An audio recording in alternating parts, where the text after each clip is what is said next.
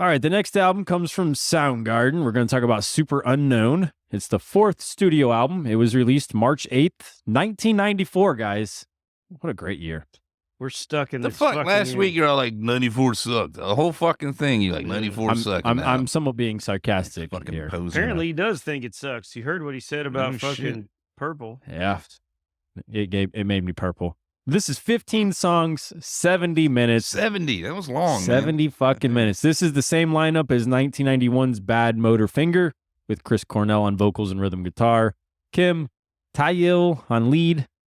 If I said his name wrong, oh fucking well. Ben Shepherd on bass and Matt Cameron on drums. Mm-hmm. It opens with Let Me Drown, which kicks right off with heavy riffs and energy. Cornell's powerful vocal is already on display. What'd you guys think of the opening track, Let Me Drown? Ran out of the gate with a badass tune, man. Killer groove all over this thing. Cool bass, cool drums, nice solo. Great opener. Oh, absolutely. Great opening track. Definitely has that 90s stamp all over it. Mm. My Wave is the second track. Some weird effects going on behind it all, but I thought it was a rather boring track overall. Nah, man, it's a great choppy riff. Cool effects on the bass. Chris does a lot of that full-blown, like, bellowing he does a lot of times. But on this one, he's kind of like holding it down. It's like it sings a little bit lower, a little more like restrained and stuff. I like when he does that, and this song features that. Man, I remember hearing this one all the time, like from sharing a room with my older brother. This was always a standout on this album to me. It's actually a really fun song, I think, to come from a band like Soundgarden. It's just, especially on a dark-ass album like this one. Fair enough. If you put it in perspective like that, I get what you're saying. Fell on Black Days is one of the tracks Soundgarden's known for. It's introspective, talking about depression with a melancholic melody, showing off more of Cornell's range. Yeah, man. Dark, chill vibe. Great guitar tune. Cool rumble on the bass, man. Nice subtle drum fills. Chris showing off the vocal range with those high woos. That was pretty fucking good. Cool. The cool effects sliding around. It's a good song, man. I like that one. Yeah, they definitely captured a really somber vibe on this song. Sad with high woos. The fuck? You know what I mean? I like that shit. Mallman's next. It's darker and kind of ominous. Always like the raspiness of Cornell's vocals when he starts to belt out the notes. Oh, yeah. Sleazy, sludgy, simple, slow, sonic superbness. So good. Love that one.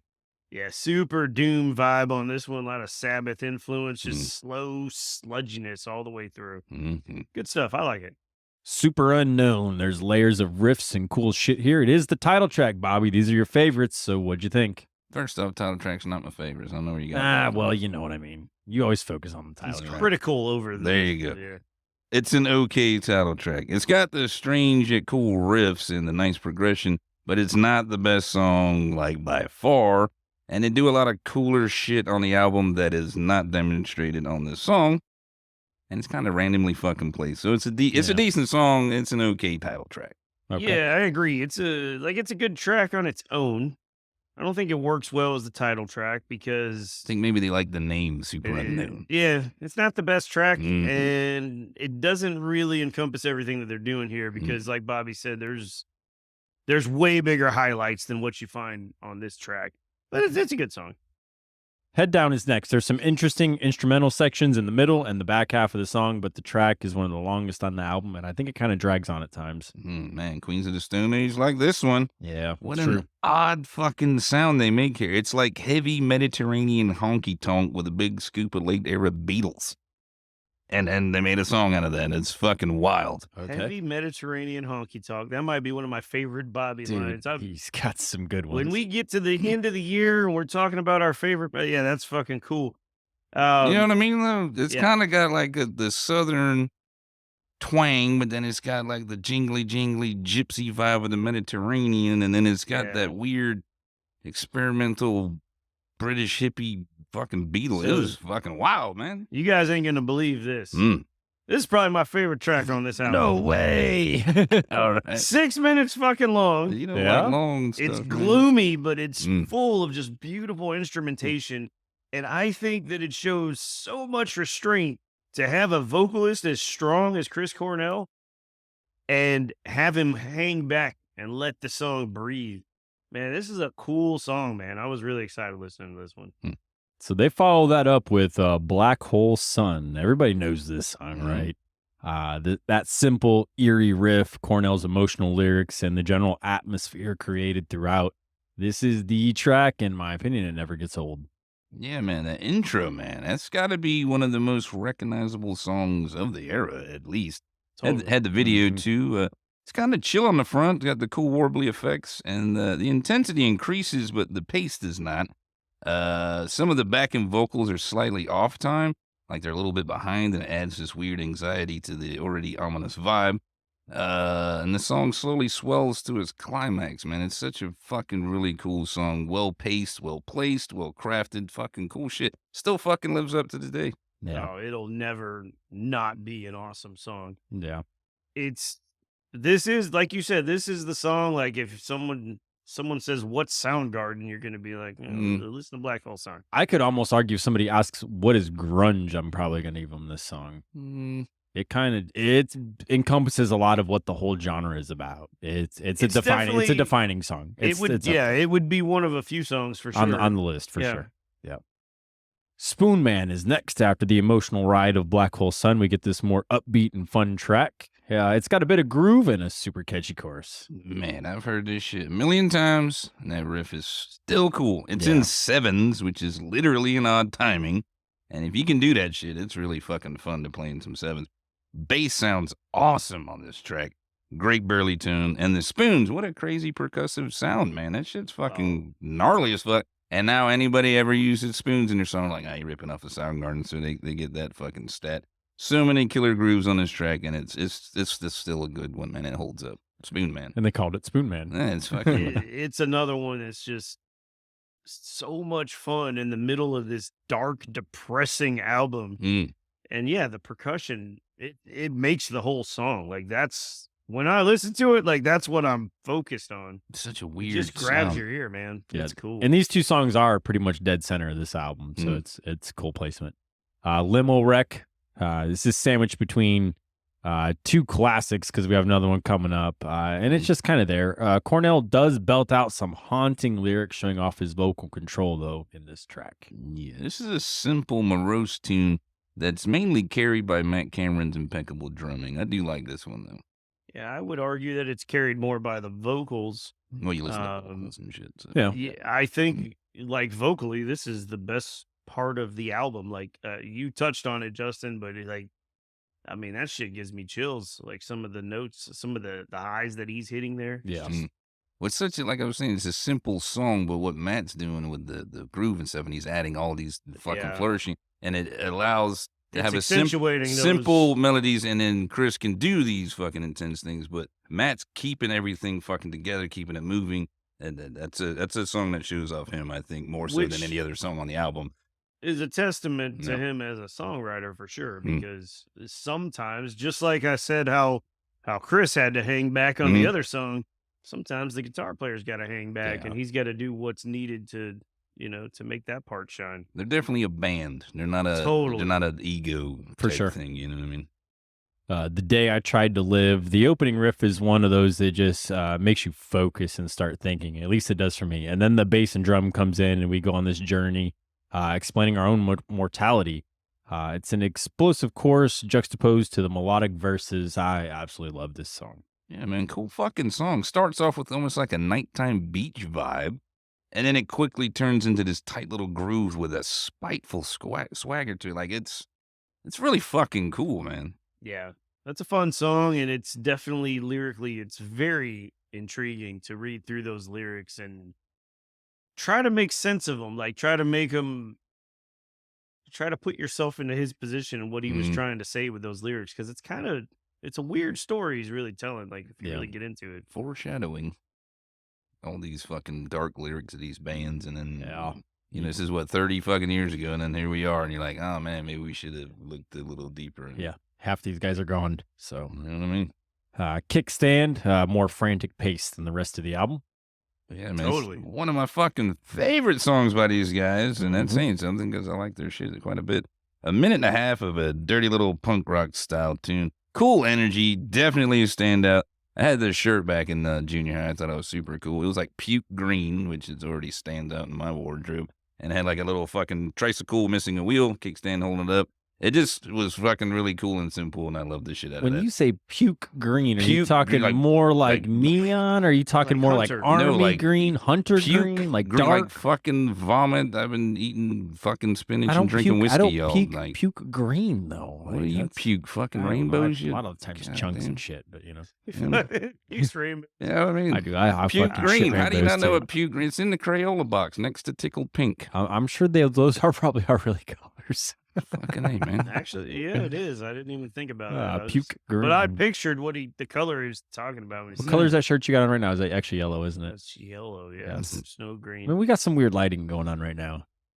But yeah, man, Kickstand that's a fun song, man. Great one. Totally fun song. I love like when a band just kicks on a quick little just little banger like in the middle. You know, and we saw it so much with Sepultura. They would throw in these like minute and a half little songs that just fucking pummel you Yep. and then Well, I mean, they In, go in back and to- out, in and out, real I quick. get Then you it's like- creating a vibe with your album and you got this thing, but like maybe it gets a little too You gotta get a little intense, and energy you're like, up. hey, this is fucking give me a little quick one. and then you're like, now back Well, you to our got- you- regularly scheduled Yeah, program. dude. You have to break it up, otherwise that other stuff becomes too Too monotonous. fucking sad. Yeah. It's a bummer fucking album, man. Yep. Kickstand, that'll get you.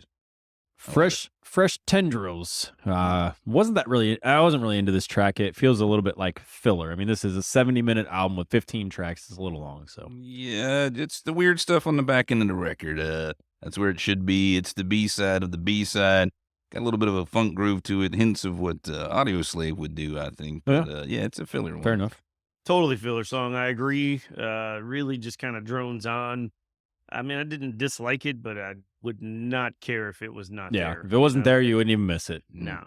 4th of July, heavy, dark riff with a bunch of distortion to open the track. And they mainly maintain that vibe throughout the entire track. I like this one. Yeah, that's the heavy song on the fucking record, I think. Eerie Super Sludge. Again, Chris with the lower, almost talk singing. And he does the thing I fucking love, where it's like the talk singing with the regular vocals underneath, or vice versa. He does that a lot, which is pretty fucking cool. Simple but really cool solo, man. Kim Hill is fucking underrated, I would think. Great song, especially sounds awesome under the influence of research chemicals. Just saying. Research chemicals from Just the saying. safety meeting. I'm just Got saying. This is a cool ass song, man. Nice, slow, super heavy chugging with a heavy distortion. Scooter Ward from Cold borrowed this sound for the whole debut album of Cold. No, If you listen to the first Cold album, it's got this distortion. It's got this whole stamp all over it. Okay. might have to Fair go enough. check that out then, 'cause that's a good song. 4th of July. It's just Fair heavy and enough. shit. Now, which Cold album are you talking about? Self-titled. Okay. Yeah. Because some people think of 13 Ways to Bleed on Stage as their debut, but it's really not. so- Those people are wrong. Exactly. I was just Wrong ass just bitches. You're wrong. clarifying. You're wrong. God damn it. Just clarifying for everybody out there. There was an album before Wicked. Anyways, half is next. It's moody, but it just seems like more filler on the back half. Man, it's fucking gypsy-like nonsense. Pretty cool, though. But, yeah, it's more filler. Yeah, I could have done without this weird Jane's Addiction throwaway randomly thrown in here. Yeah, it's fucking, I don't know. The final track is Like Suicide. What a shitty name in hindsight. But slow build into the bridge, into the clean solo with the big vocals from Cornell in the chorus. It is a solid closer. Yeah, man, 7 minutes. It's been a long fucking ride, but we got one more groovy song to end it. Pretty mellow tune that gets jammy on the back with a nice fade out. It's a nice closer. Yeah, this song normally would be too long for me, but man, it's an incredible song. Like, what a way to close this thing out. Heard it from another room, eyes waking up just to fall asleep. Love's like suicide. Dazed out in the garden bed with a broken neck lays my broken gift. Then we get into like my favorite guitar solo on the whole record. Awesome closer. Nice. I think we should talk about Soundgarden more. They're fucking good, and like they were like the Led Zeppelin of the time. Like everybody's a fucking incredible musician. Ben Shepherd is a really badass bass player. Adds so much to the bottom end, and in no way is he backing up anyone. What he's doing is equally important to the song. Matt Cameron's fucking amazing behind the drum kit. Super clean and precise. Tasty grooves every fucking time. Kim Hill is such an underrated guitar player. I was saying that earlier. Killer tune, cool riffs, nice, elegant solos. His solos are like really fucking simple, with just like classy and smooth sounding. You ain't got to be getting fucking super busy and shit to sound cool. And he also creates these like thick, rich, multi-layers of sonic awesomeness, man. Kim Hill, good guy. Chris Cornell, also another cool guitarist. He doesn't really get credit for that. Like, he writes a lot of the goddamn songs, and it's like overshadowed due to his vocals, which happens to be one of my favorite of all time. I shit on singers all the time. I like this guy. Like, do that or shut up. This is one of the better albums of the genre. So many killer, impactful songs, bunch of videos. Not everything landed with me. They got some fillers, some experimental stuff, but the songs I didn't like were still pretty good. So I did like the 2 albums before this one better. I'm a big Soundgarden fan. I like the raw stuff. That's usually my bag anyway. But Soundgarden Superunknown is a solid 5 upside down pentagrams. That's a good one. Totally. And just want to point out, that you actually used that example when you and I had a little disagreement about whether or not you like when the singer sings, and you're like, do you like Soundgarden? You like Chris Cornell? That's what I like. I like when that. that's singing. He's got a level of range, though. Well, he did, he did Soundgarden and he did Audio Slave, but I don't know if other people know, he had like a solo career where he did like pop stuff. Yeah. And it was still And fucking some of cool. it's really fucking Like, it's with good. Timbaland. Yeah. And you're like, what the fuck? And then you're like, oh, that's actually pretty good. Like, good job, Chris. So really, Yeah. if there was one issue with this album for me, it's just that it's too long. Yeah, it's very Um, long. I think we all kind of agree on that, though. I mean, I would have probably trimmed maybe 3 songs. Good off 10 of it. minutes. I mean, 70 fucking minutes long. But like Bobby said, none of the songs are bad. There's just a few that are kind of filler. They're not as good as the other ones. But that said, this album contains some of the best songs ever written by any band. Yeah. It's an incredible adventure from start to finish with only a few stumbles. This is a 5 out of 6 upside down pentagrams for me. Nice. Some of the bigger tracks from the grunge genre are on this album, with Fell on Black Days, Spoon Man, The Day I Tried to Live, and of course, Black Hole Sun. It's dark, it's moody, with a lot of atmosphere, intricate instrumental sections, and powerful lyrics. Cornell was the best vocalist from this era. We can debate that on the next episode because there's another good one coming up. I mean, yeah. But his range, in my opinion, was unmatched. It's an emotional album that only suffers from how long it is. As you guys touched on, it's 70 minutes. It's just a little too long. Jason, you said you could cut 3 songs. I think you could probably cut 4 or 5, honestly, to tighten it up. But it's still a classic. Superunknown is a 4.5 out of 6. And I would be remiss if I didn't bring up the fact that we seen Soundgarden it was less than a month before he passed away. It might have been like 3 weeks, and you left early and did not watch this band, and this man died a few weeks later. You saying it was his fault? Well, I'm not saying it was his fault, but It's your fault. it was Rockville 2017. It was a very ominous performance. Watching the performance, it felt weird. There was a strange vibe to the whole thing. And then later on, we know what happened. But yeah, Jason left. He was in the parking lot. I stayed for the whole show. Why you always got to put that darkness on me, man? You left. With your You ever been fucking tired at the end of a long weekend? I have. We'll talk about Never been tired. It is for real though. In all seriousness, it is. It's one of my big regrets as far as like shows I've been to. Like I should have stayed and checked it out. So that was April 29th, and he passed away May 18th. So you're talking pretty Oh, short, I remember when short I period heard of it. I time. told was Amy it was like, fuck. I was like, we probably should have stayed and watched that show. Well, I do have to thank you, though, because you convinced me to buy a ticket to that show. I wasn't going in the first place, and I bought one last minute. I stayed, thankfully, to see him. Otherwise, I never would have seen Soundgarden. So I appreciate that one. It was a great show. Yeah, it was an odd choice.